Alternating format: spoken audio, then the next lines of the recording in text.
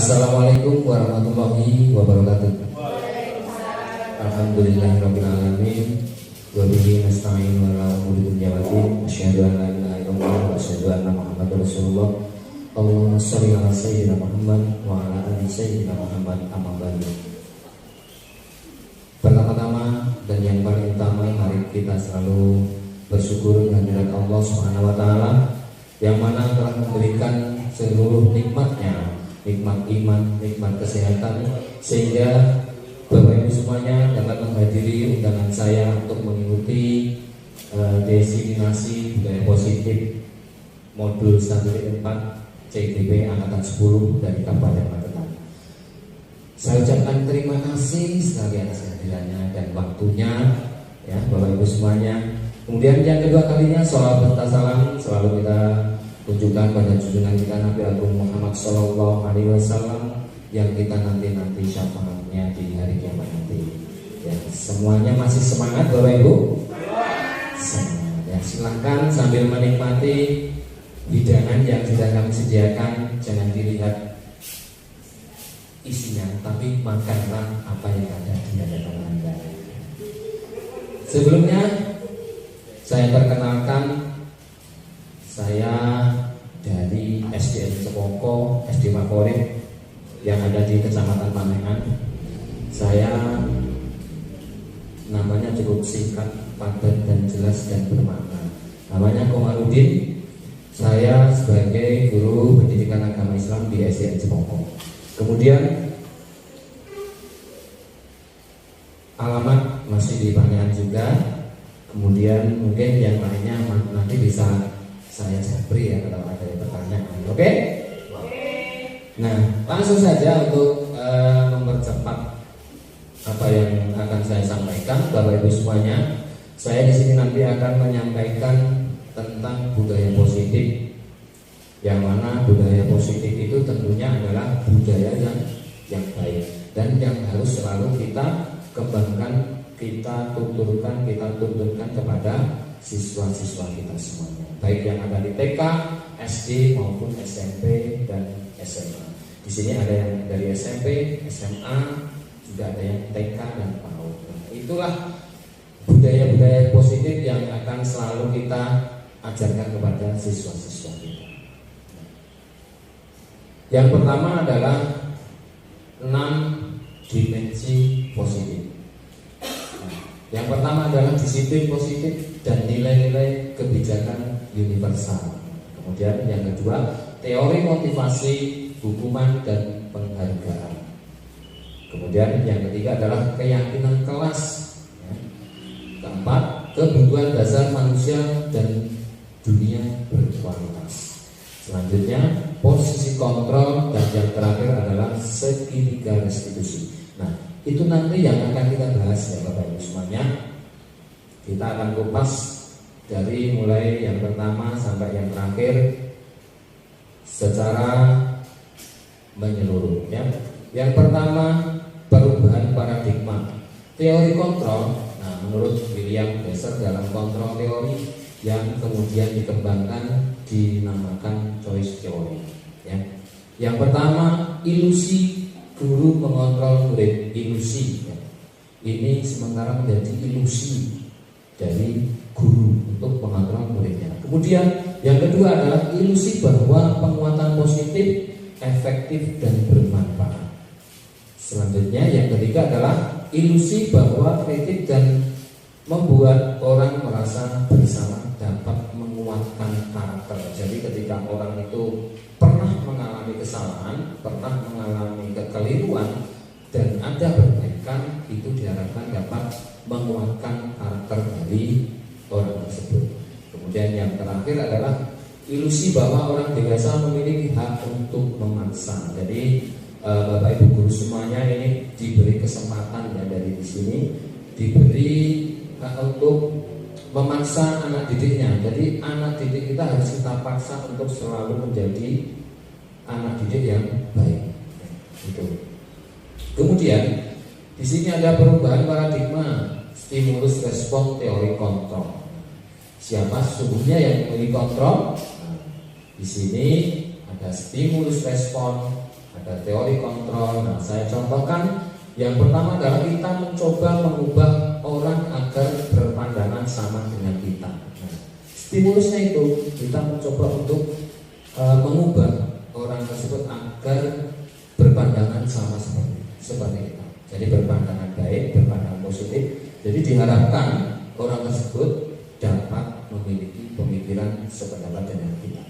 Kemudian teori kontrolnya adalah kita berusaha memahami pandangan orang lain tentang dunia. Ya, kita memahami apa yang dipahami pandangan orang lain tentang dunia. Kemudian contoh berikutnya adalah perilaku buruk dari dilihat sebagai suatu kesalahan. Nah, teori kontrolnya adalah semua perilaku memiliki tujuan. Itu salah satu contohnya ya. Kita lihat sekilas, saya kasih contohnya, nanti bisa Bapak Ibu lihat di materi yang akan saya bagikan nanti. Tenang saja Bapak Ibu semuanya, nanti akan saya bagikan oleh-oleh dari sini sehingga Bapak Ibu pulang dari sini tidak hanya dapat capeknya, tapi dapat manfaatnya dan dapat kenang-kenangannya ya. Itu. Kemudian selanjutnya adalah yang pertama disiplin positif dan nilai-nilai kebijakan universal. Nah, ketika kita mendengar kata disiplin adalah kita itu harus taat pada aturan, taat pada tata tertib ataupun taat pada undang-undang yang dibuat atau yang sudah ada disediakan oleh sekolah ataupun oleh Bapak Ibu guru. Jadi kalau Ki Hajar Dewantara itu menyatakan bahwa untuk mencapai kemerdekaan atau dalam konteks pendidikan kita saat ini, untuk menciptakan murid yang merdeka, syarat utamanya adalah harus ada disiplin yang kuat. Jadi ketika anak-anak itu disiplin, anak-anak itu mematuhi apa yang ada di dalam sekolah atau meyakini keyakinan yang ada di sekolah, insya Allah anak-anak akan menjadi akan terwujud apa yang diharapkan, yaitu menjadi siswa-siswi yang berbudi pekerti yang baik. Kemudian tidak kalah pentingnya yaitu kita juga harus merdeka belajar atau memerdekakan belajar siswa-siswi kita. Nah, kemudian selanjutnya adalah seorang yang memiliki disiplin diri berarti mereka bisa bertanggung jawab terhadap apa yang dilakukan karena mereka mendasarkan tindakan mereka pada nilai-nilai kebijakan universal. Jadi kalau nilai disiplin itu sudah kita tanamkan dalam diri kita dan kita tuntunkan, kita ajarkan kepada siswa-siswa kita, insya Allah nanti siswa kita akan menjadi siswa yang disiplin, baik dan terpuji. Nah, sekarang setelah kita berbicara tentang disiplin, selanjutnya adalah tentang tujuan disiplin positif. Disiplin itu sendiri sudah baik, ditambah disiplin positif. Tujuannya adalah menanamkan motivasi pada murid-murid dengan menjadi orang yang merdeka, yang diinginkan dan menghargai diri sendiri dengan nilai yang mereka percaya. Jadi ketika murid-murid memiliki motivasi untuk ini, mereka telah memiliki motivasi intrinsik yang berdampak jangka panjang. Jadi kedepannya nanti ketika anak-anak sudah menanamkan rasa disiplin pada dirinya, nanti jangka panjangnya anak-anak itu akan terbiasa dengan sikap disiplinnya, sehingga anak-anak tersebut akan terbiasa berperilaku positif, disiplin dan baik. Nah, sekarang yang kedua adalah teori motivasi, hukuman dan penghargaan.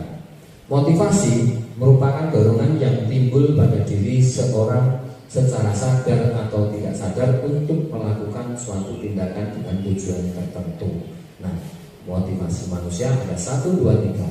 Nah, motivasi itu adalah dorongan yang timbul dari diri seseorang. Nah, salah satu Bapak Ibu datang kemari adalah mungkin dalam Bapak Ibu semuanya dalam dirinya sudah termotivasi, wah ini nanti pematerinya pasti luar biasa, materinya luar biasa, dapat saya terapkan dalam di sekolah saya sehingga anak saya menjadi anak-anak yang hebat luar biasa.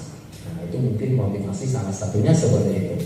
Kemudian motivasi manusia diantaranya ada 1, 2, 3. Yang pertama untuk menghindari dari ketidaknyamanan atau hukuman. Nah, itu motivasinya.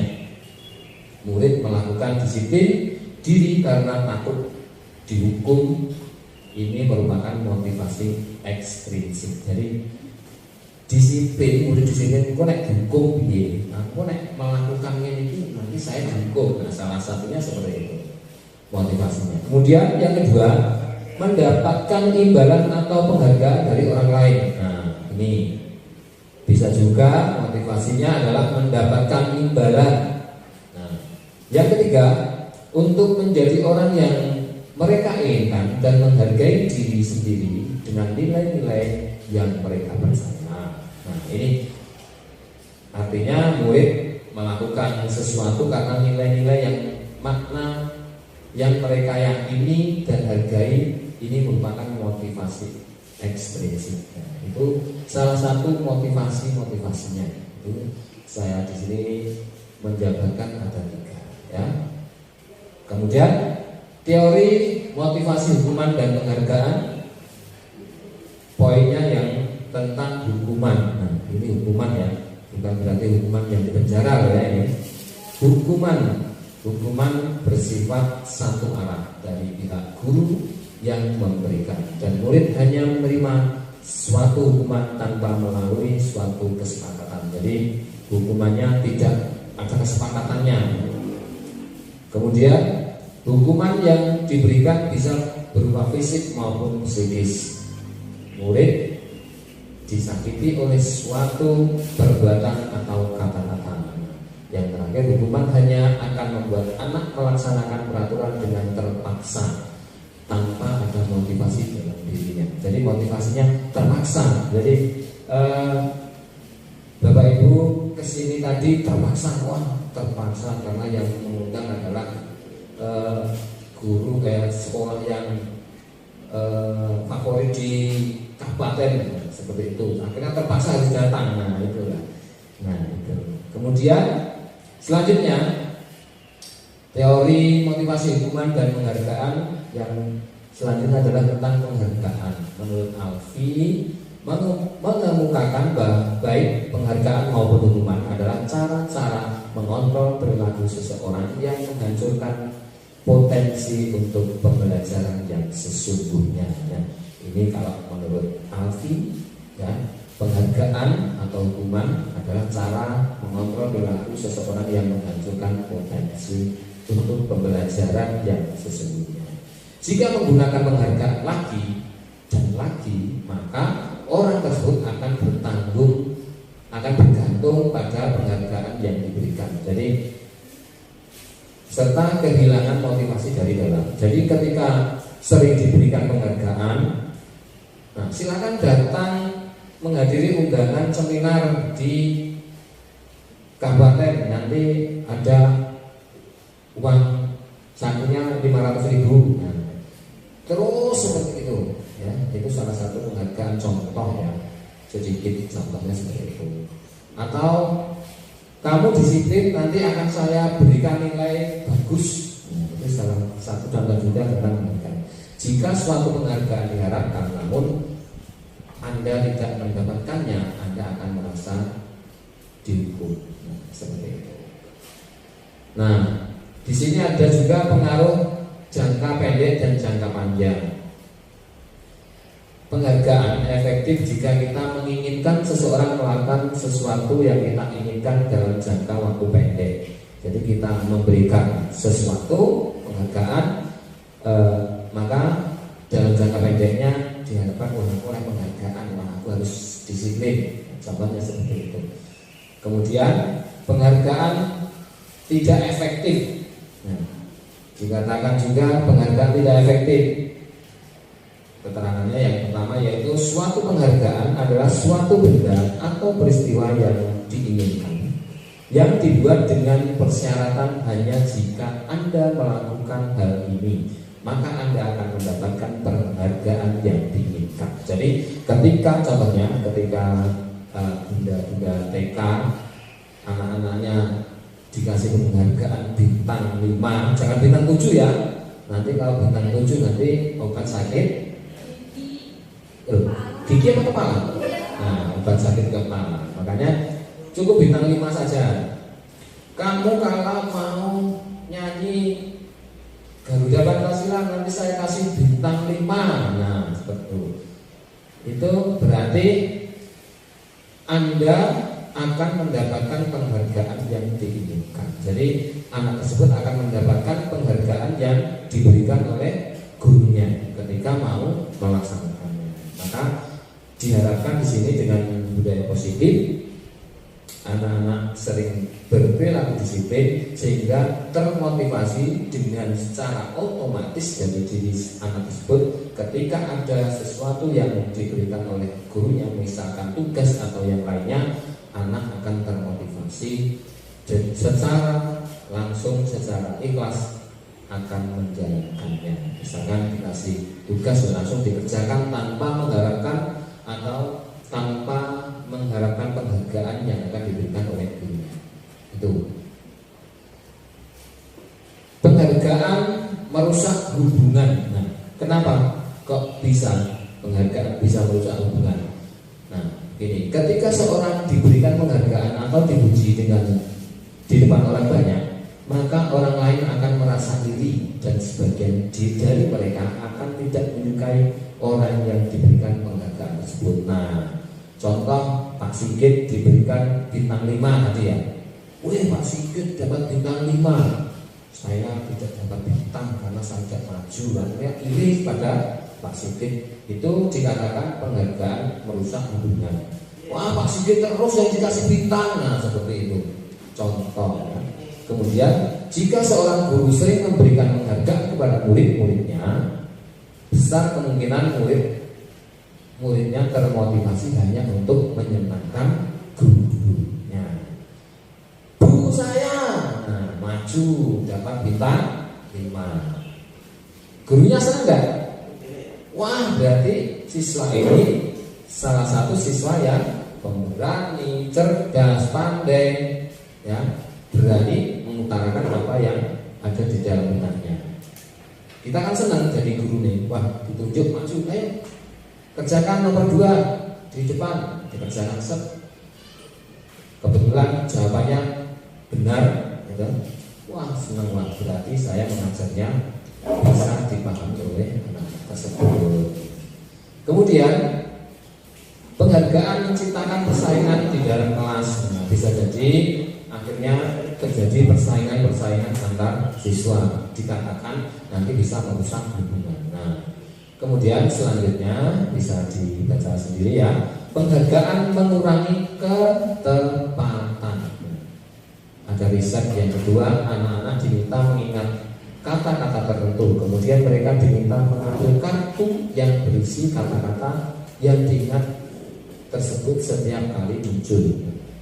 Berapa anak diberikan permen setiap mereka menjawab jawabannya yang benar, dan sebagian yang lain hanya beritahu saja bila jawabannya mereka benar. Hasilnya anak-anak yang mendapatkan permen jawabannya banyak yang tidak tepat dibandingkan anak-anak yang hanya diberitahu jawabannya benar. Itu. Selanjutnya penghargaan menurunkan kualitas. Jadi anak-anak itu termotivasi. Nah, pengamatan dilakukan pada sekelompok mahasiswa atau mahasiswi yang sedang bekerja praktek di sebuah surat kabar universitas. Saat itu mereka sedang belajar menuliskan sebuah artikel tentang sebuah judul di berita utama. Sering waktu mahasiswa atau mahasiswi tersebut semakin mampu bekerja dengan cepat. Kemudian ada beberapa mahasiswa yang dibayar untuk setiap judul di berita utama yang mereka mampu hasilkan. Jadi penghargaan menurunkan kualitas. Jadi kita dipacu untuk apa? Hanya dituntut untuk kuantitas atau jumlah, tidak kita pikirkan tentang kualitasnya apa yang kita dapat. Kita mengajar secara cepat. Misalkan ada 5 bab dalam satu semester, kita pacu cepat dan kilat sehingga yang kita dapat hanyalah ya kita di kuantitas bukan kualitas. Nah, selanjutnya penghargaan mematikan kreativitas. Nah, bisa dikatakan penghargaan mematikan kreativitas. Murid-murid diminta berpikir mengenai hadiah atau penghargaan yang bisa mereka dapatkan bila berhasil menulis sebuah puisi. Kreativitas sekelompok murid-murid ini menjadi berkurang dibandingkan dengan tidak diberitahu tentang hadiah yang bisa mereka terima. Tuh, hadiah yang diomongin sing iso gawe puisi tentang Ki Hajar Dewantara, hadiahnya 100.000. Contohnya seperti itu. Kemudian penghargaan menghukum. Penghargaan menghukum, mereka tidak mendapat penghargaan. Misalnya dalam sistem ranking, mereka yang mendapatkan ranking kedua akan merasa paling dihukum. Jadi tidak juara satu berarti merasa dihukum. Wah, saya tidak juara satu ini. Contohnya seperti itu. Kemudian ada 2, 3, 4 bisa dipahami. Kemudian selanjutnya motivasi dari dalam diri, intrinsik. Saat seorang anak belajar untuk pertama kali menggabungkan huruf-huruf dan kata-kata serta menyadari bahwa ia dapat membaca, timbul pijar di matanya dan sebuah senyum di wajahnya. Anak tersebut begitu gembira bahwa ia telah mempelajari dan menguasai suatu keterampilan baru. Kesadaran akan kemampuannya bahwa dia sudah dapat membaca sesungguhnya sudah merupakan sebuah penghargaan. Jadi anak tersebut pertama kali menggabungkan dua kata atau dua huruf dulu ya, dua huruf menjadi kata, kemudian menjadi kalimat, kemudian menjadi paragraf. Itu anak itu merasa senang, merasa bangga, wah saya sudah bisa membaca. Sebetulnya itu sudah termasuk penghargaan ya. Penghargaan yang luar biasa. Wah ternyata saya itu sudah bisa membaca. B-A-B-A, C-A-C-A, ba atau B-U-G, K-U-G. Oke. Nah selanjutnya yang ketiga adalah keyakinan kelas. Mengapa keyakinan kelas? Mengapa tidak peraturan kelas saja? Nah, kenapa? Seorang akan lebih tergerak dan bersemangat untuk menjalankan keyakinannya. Ketika sudah yakin bahwa ini merupakan keyakinan, ya, maka hati kita akan tergerak untuk menjalankannya. Contoh, ketika kita sudah yakin kita beragama, maka kita akan menjalankan perintah yang agama yang kita anut tersebut. Contoh, kita agama Islam, kita yakin, kita percaya, kita menjalankan apa yang diajarkan oleh ajaran agama Islam. Nah, murid-murid pun demikian. Mereka perlu mendengarkan dan memahami arti sesungguhnya tentang peraturan-peraturan yang diberikan. Apabila nilai kebajikan di balik peraturan tersebut, apa tujuan utamanya, dan menjadi tidak tertarik atau takut sehingga hanya sekedar mengikuti serangkaian peraturan yang mengatur mereka tanpa memahami tujuannya. Nah, ketika itu menjadi peraturan, jadi anak tersebut tidak tergerak dari keyakinannya, dari hatinya. Wah, aturannya di sekolah tidak boleh, di kelas tidak boleh tidur. Wah, seperti itu contohnya. Tapi ketika sudah menjadi keyakinan kelas, yakin kalau di kelas itu tidak boleh tidur, sehingga dari dirinya akan termotivasi sehingga semangat untuk belajar. Nah, keyakinan kelas. Nah, keyakinan kelas bersifat lebih abstrak daripada peraturan yang lebih rinci dan konkret. Keyakinan kelas berupa pernyataan-pernyataan yang universal.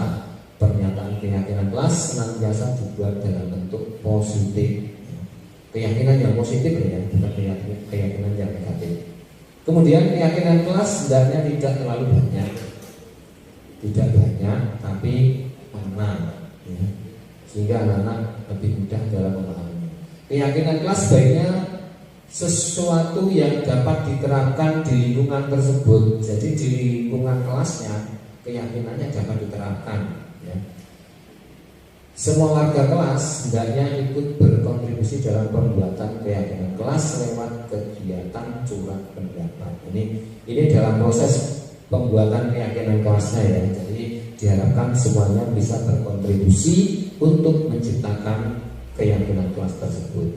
Meninjau kembali keyakinan kelas dari waktu ke waktu. Jadi dari waktu ke waktu keyakinan tersebut selalu dievaluasi, ditinjau loh.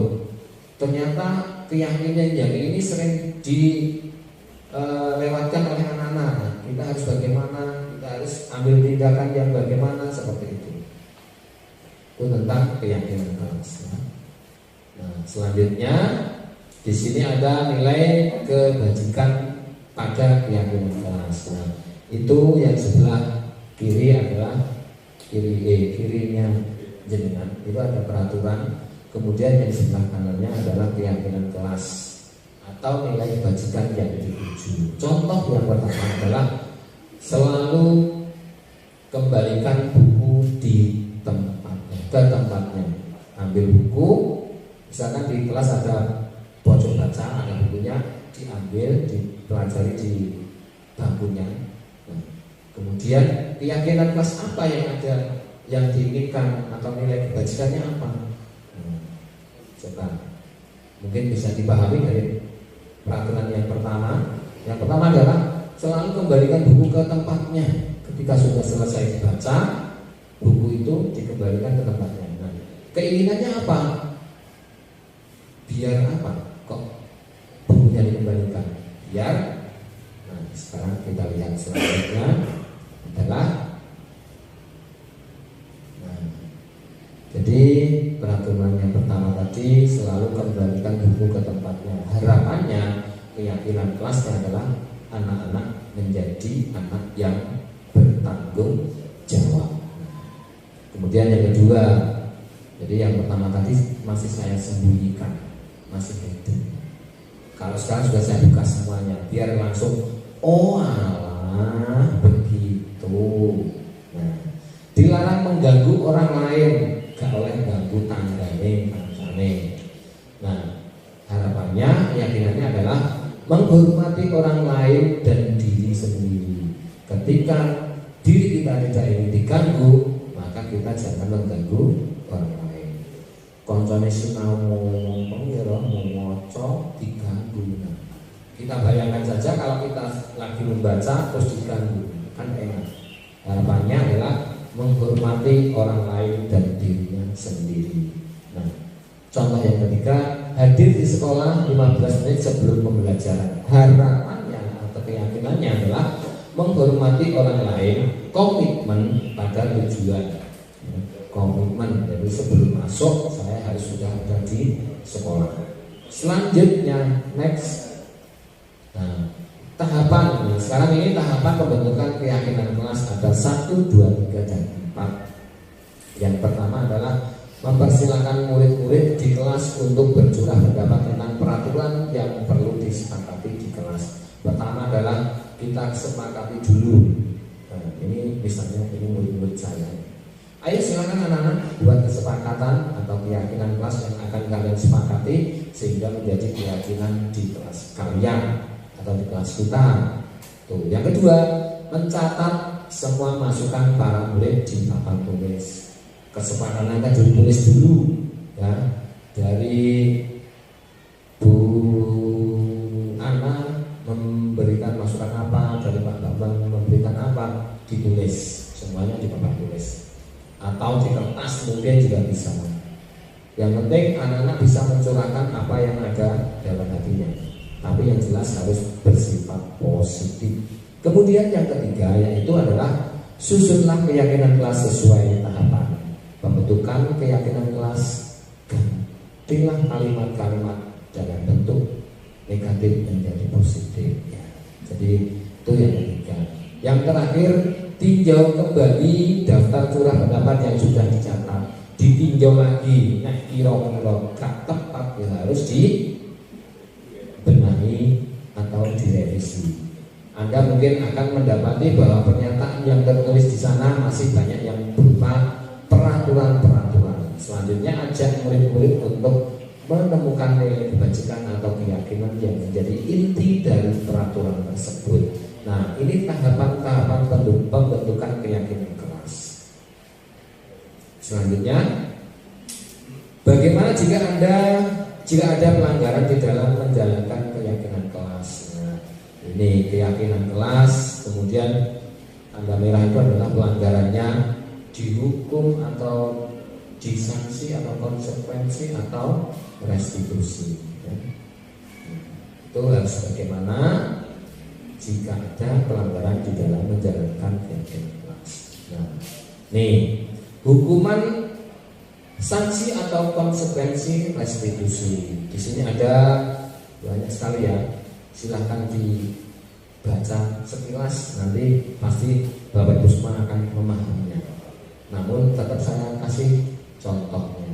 Nah, di sini ada identitas gagal, hukuman, identitas sukses, disiplin, konsekuensi, restitusi. Nah, di situ sesuatu yang menyakitkan harus terjadi.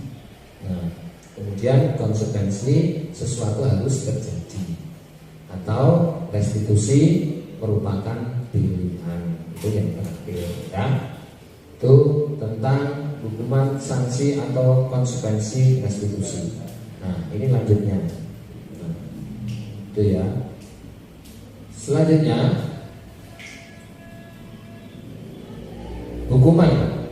Kalau hukuman bersifat tidak terencana atau tiba-tiba, anak atau murid tidak tahu apa yang akan terjadi dan tidak dilibatkan. Hukuman bersifat satu arah dari pihak guru yang memberikan. Jadi hukuman itu langsung dari gurunya ke muridnya tanpa ada rencana sebelumnya ya. Kemudian konsekuensi. Kalau konsekuensi, disiplin dalam bentuk konsekuensi sudah terencana atau sudah disepakati, sudah dibahas dan disetujui oleh murid dan guru. Itu kalau konsekuensi. Kemudian umumnya berbentuk konsekuensi dibuat oleh pihak guru atau sekolah, dan murid sudah mengetahui sebelum konsekuensi yang akan diterima bila ada pelanggaran. Jadi kalau konsekuensi itu sudah dibuat atau dituliskan oleh guru atau sekolah. Kemudian restitusi yang ketiga. Pada kesempatan ini akan dikenalkan program disiplin positif yang dinamakan restitusi. Bukan restitusi ya. Kalau restitusi beda lagi nanti ya. Restitusi adalah proses menciptakan kondisi bagi murid untuk memperbaiki kesalahan mereka, sehingga mereka bisa kembali pada kelompok mereka dengan karakter yang lebih kuat. Menurut Gusen di bukunya tahun 2004. Restitusi juga merupakan proses kolaboratif yang mengajarkan murid untuk mencari solusi untuk masalah mereka dan membantu murid berpikir tentang orang seperti apa yang mereka inginkan dan bagaimana mereka harus memperlakukan orang lain. Jadi kalau restitusi itu tekanannya adalah memberikan solusi, memberikan tawaran untuk menemukan solusi ketika ada suatu masalah. Jadi kolaborasi antara guru dan siswa. Nah, kemudian tindakan. Kalau di sini membersihkan WC karena mematahkan pensil teman. Nah, ini apa ini? Hukuman atau konsekuensi? Hukuman. Nah, ini adalah hukuman. Contohnya itu. Kemudian selanjutnya tindakan membersihkan tumpahan air di meja tulis karena tersenggol pada saat belajar. Nyenggol ngombene kancane tumpah, ya kan? Itu termasuk apa? Hukuman atau konsekuensi? Nah, pintar Pak Evan ya. Nah, berarti mendengarkan dari awal ini Pak Evan ya. Luar biasa. Konsekuensi. Nah, terakhir ini berdiri di depan kelas sambil mengangkat kaki satu karena tidak bisa menjawab pertanyaan. Hukuman atau konsekuensi, Pak Sigit? Hukuman. Ya.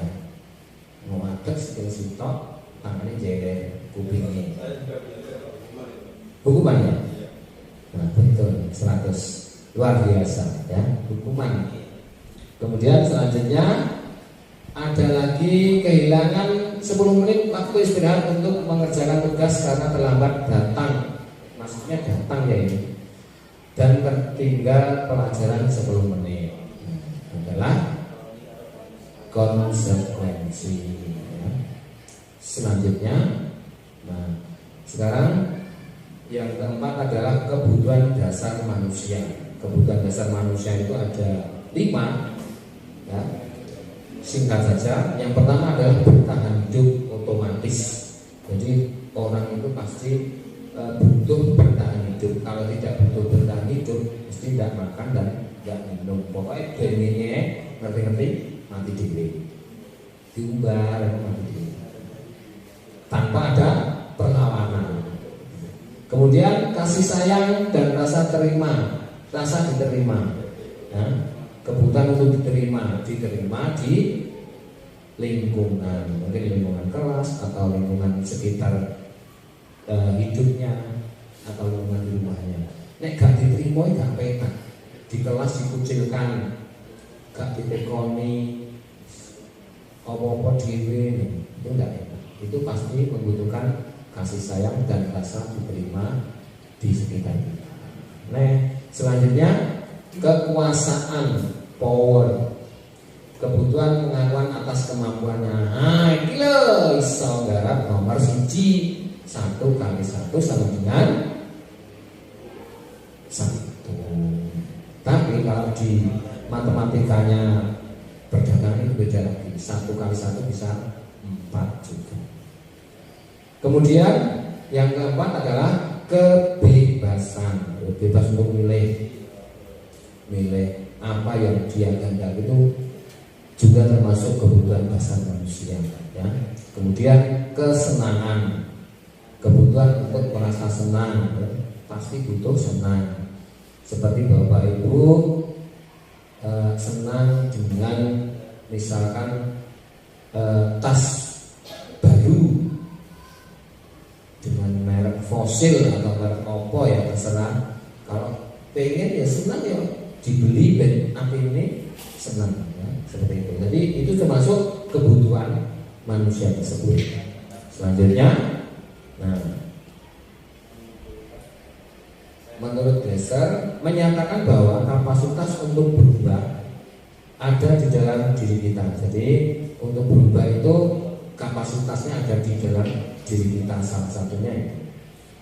Jika kita dapat mengidentifikasi kebutuhan apa yang mendorong perilaku kita, maka perubahan perilaku positif dapat dimulai dengan mencari solusi untuk memenuhi kebutuhan tertentu dengan cara yang positif. Nah, sekarang yang kelima adalah 5 posisi kontrol, ya, yaitu menghukum, penghukum, membuat merasa bersalah, teman, pemantau atau manajer. Ini posisi kontrolnya seorang guru ya. Jadi guru itu bisa menjadi penghukum, pembuat merasa bersalah, menjadi teman, menjadi pemantau, atau yang terakhir menjadi seorang manajer. Ketika guru itu menjadi seorang penghukum ya, bagaimana?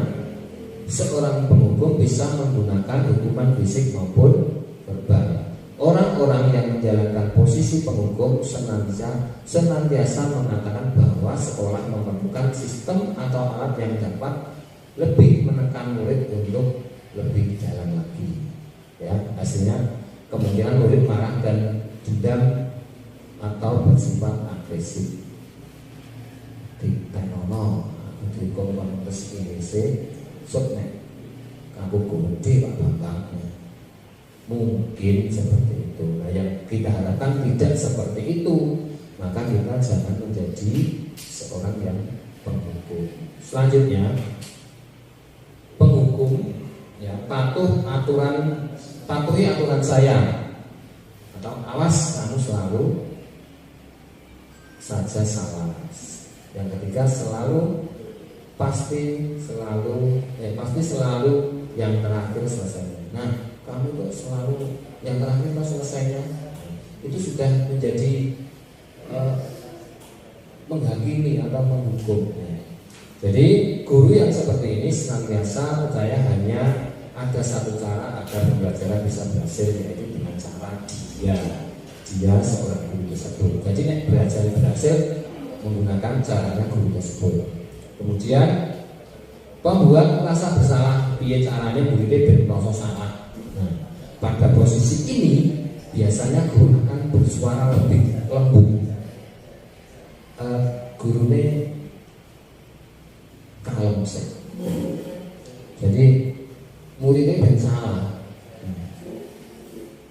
Pembuat rasa bersalah akan menggunakan keheningan yang membuat orang lain merasa tidak nyaman, merasa bersalah atau rendah diri. Hasilnya murid akan merasa bersalah telah mengecewakan ibu atau bapak gurunya. Gurunya kalem. Akhirnya oh iya seperti itu.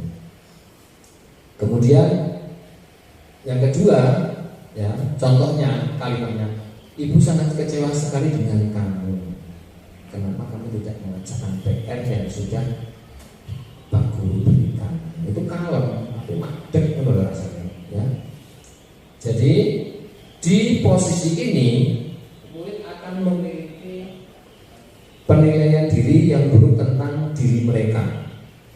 Murid merasa tidak berharga dan telah mengecewakan orang-orang yang disayangnya. Jadi ketika muridnya tidak mengerjakan PR, gurunya ibu sangat kecewa dengan kamu nak.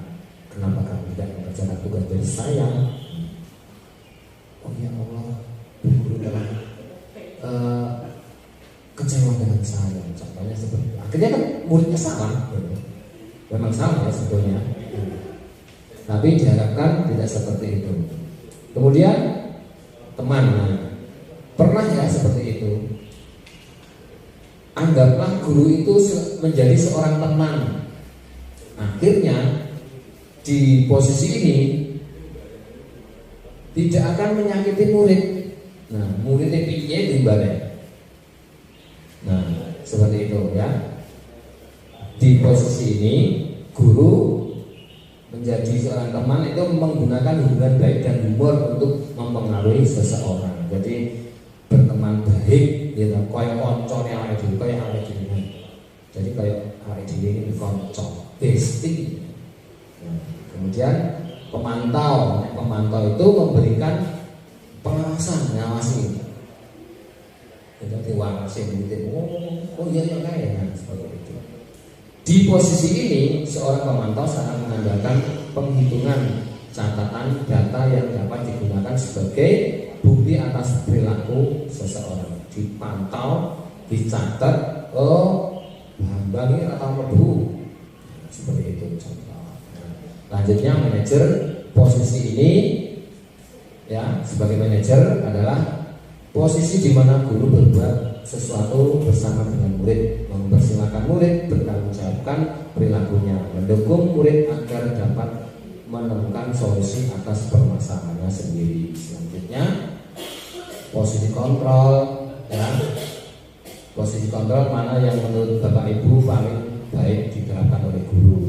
Nah, ini contohnya apa yang akan kita lakukan jika kita melihat diri kita melakukan pelanggaran. Sebaiknya kita lakukan penerapan segitiga restitusi. Nah, ini terakhir segitiga restitusi. Restitusi adalah proses menciptakan kondisi murid memperbaiki kesalahan mereka. Jadi kita buat murid itu ketika bersalah langsung memperbaiki dirinya, ya. Nah, ini tahapannya ada 1, 2, 3. Nah, nanti bisa dibaca, dipahami. Nanti akan saya bagikan materinya, tenang saja, jangan khawatir ya. Kemudian ini jika menstabilkan identitas, ini tahapannya termasuk dari tahapan dari segitiga institusi. Nah, validasi tindakan yang salah, divalidasi tindakannya, ya. Tenane piye to? Kemudian menanyakan keyakinan apa yang sudah dilanggar. Nah, Kemudian ciri-ciri restitusi, ya. Restitusi contoh yang pertama bukan untuk menebus kesalahan, namun untuk belajar dari kesalahan bisa supaya menjadi lebih baik. Contohnya itu. Kemudian yang terakhir adalah terima kasih. Demikian yang dapat saya sampaikan, semoga bermanfaat. Kurang lebihnya mohon maaf. Wallahu muwaffiq ila aqwamit thoriq. Assalamualaikum warahmatullahi wabarakatuh.